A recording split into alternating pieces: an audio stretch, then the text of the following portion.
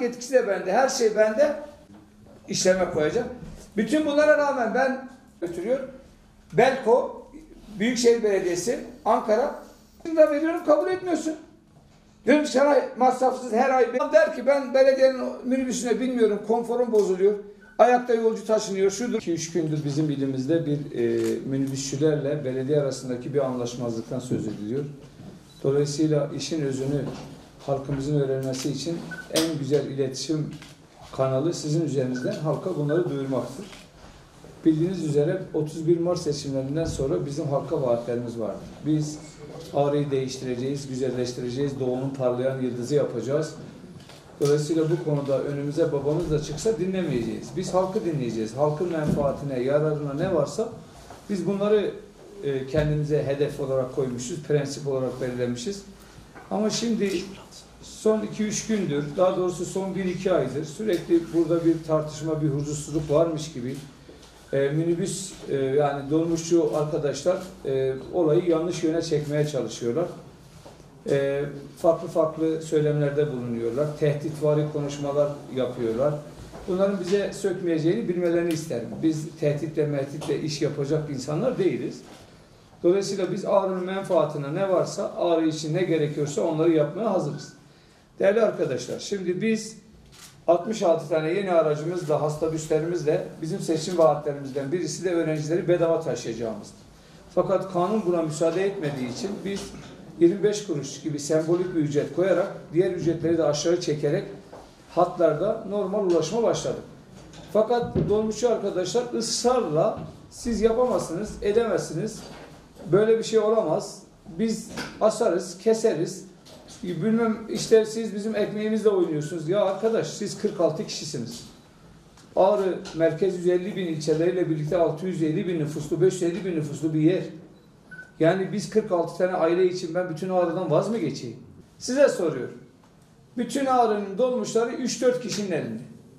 Adaletse bu nasıl bir adalet? Adalet nedir? Halkın çoğunluğudur. Halkın isteklerinin çoğunluğudur.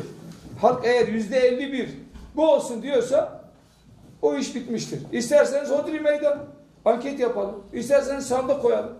Dolmuşçularla bizim aramızda halk kime karar verdiyse biz ona razıyız. Ya bunu dolmuşçular istedi diye yapmıyorum. Sadece halkımızın ne kadar bu işe duyarlı olduğunu, bu işleri nasıl istediğini ortaya koymak adına söylüyorum.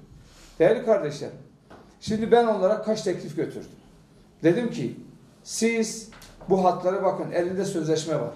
Bu sözleşmeye göre 2022 yılında zaten ihale süreleri bitiyor, hat süreleri bitiyor. Bu arkadaşların bir hatı yok. Bunlar yani kendi çiftlikleri zannediyorlar. Zannediyorlar ki ömür boyu bu hatları almışlar, kimse dokunamaz. Bu hatlar 2022'den itibaren zaten yok. Belediye ihale yapıp yapmamakla serbesttir.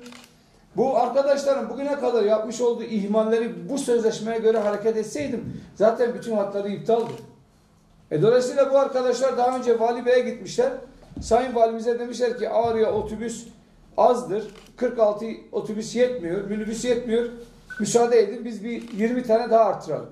O zaman Vali Bey'e demişler ki bunu ihale etmeyin, 100'er bin liradan bize verin. Vali Bey demiş ki ya ben niye 100'er bin liradan size vereyim? 100 bin liradan size vereceğim, siz dışarıda bunu 1 milyona satacaksınız.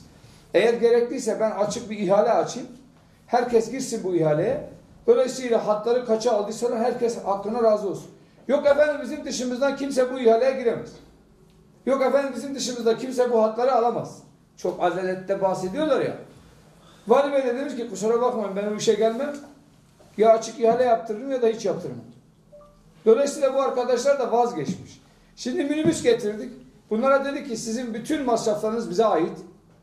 Her şeyiniz bize ait. Şoförünüz, yağınız, verginiz, bakımınız, lastiğiniz, her şey bize ait. Size ayda 5 bin lira para ödeyeyim, hatlardan çekinin. Yok. Peki o zaman ben sizin minibüsler kaç lira? Diyelim ki sizin otobüsünüz 150 lira. Artı 400 bin lira da hat parası vereyim size. 600 bin lira. Ben 600 bin lira vereyim size. Hepiniz çekilin. Ben hat başı 600 bin lira vereyim, satın alayım. Ulaşımdan çekilin. Yok. Çekilmiyoruz. Peki o zaman belediye kendi işinde, sisteminde devam etsin. Siz de kendi sisteminizde devam edin. Serbest piyasadır. İsteyen otobüse biner, isteyen minibüse biner, isteyen taksiye biner. Bu özgürlüktür yani. Siz hepiniz basın mensubusunuz. Büyük şehirleri de görmüş kardeşlerimizsiniz. Herhangi bir batı şehrine gittiğinizde otobüs fiyatıyla, belediye fiyatıyla minibüs fiyatı bir olur mu? Yok. Farklı farklı fiyatlar.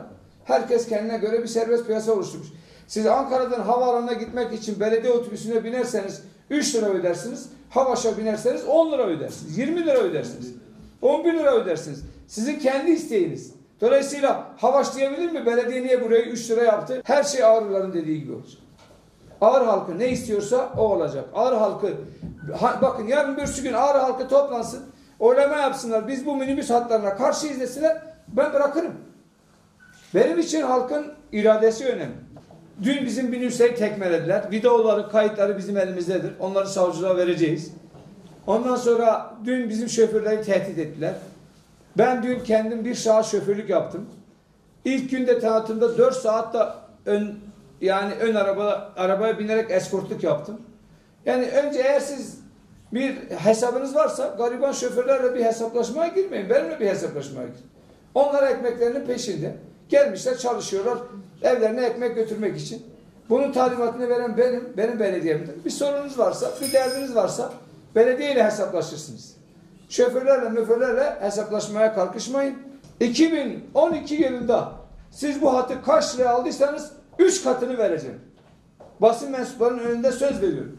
Siz bu hattı 2012'de belediyeden kiraladığınız zaman bugüne kadar yediğiniz, içtiğinizde hepsi sizin yanınıza kar kalsın. Bu kadar kazanmışsınız, o da size kar olsun. Ben hangi paraya aldıysanız onun 3 katını vereceğim. 100 liraya aldıysanız 300 lira vereceğim. 200 liraya aldıysanız 600 lira vereceğim. Burada basın mensuplarının önünde söz veriyorum. 2012'de yaptığınız hatların 2022'de 11. ayda süresi doluyor. Bir daha da ihale yapmam. Bir daha da hatlar belediye özelleştirme işine girmez. Taşımacılığı kendisi yapacak. İleride Ulaşım AŞ diye bir şirket kuracak. Kendisi döner sermaye ile. Kendisi çalışacak. Kendi şoförünün maaşı kendisi ödeyecek. Kendisi bir şirket gibi çalışacak. Kar zarar hesabıyla çalışacak. Dolayısıyla bizim öğrencideki kastımız da arkadaşlar, biz şehrimizin kurtuluşunun öğrencilerde olduğuna inanıyoruz. Dolayısıyla öğrenciyi buraya çekmek zorundayız. Öğrenciyi Ağrı'ya çekmenin cazibeleri olmalı. Tarihi bir yerimiz yok. Tarihi bir kentimiz yok. Tarihi bir alanımız yok. Böyle gezilecek, görecek bir yerimiz yok. Üniversite öğrencisi niye Ağrı'ya gelsin? Ancak hayat şartları daha ucuzsa gelir. Dünden beri bana mesaj alıyor. Seneye biz tercihlerimizi Ağrı'ya vereceğiz. İbrahim Çeçen bu sene %99'a fırladı doluluk oranı.